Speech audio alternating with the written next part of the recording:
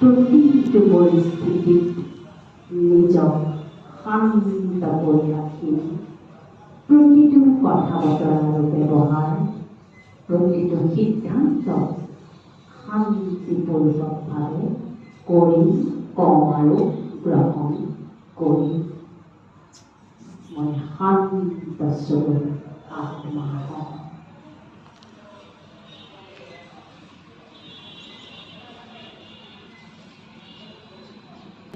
মই মাষ্টাৰ সৰ্বশক্তিমান আত্মা হওঁ।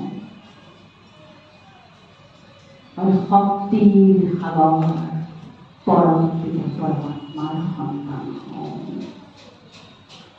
মোৰ মন বুদ্ধি শক্তিশালী, সুস্থ, সবল আৰু নিৰোগী।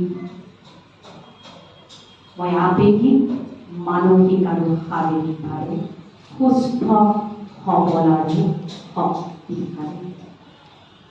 মই শক্তিৰ সাগৰ পৰমাত্মাৰ সন্তান হওঁ। তৃতীয়তে মই জ্ঞানী আত্মা।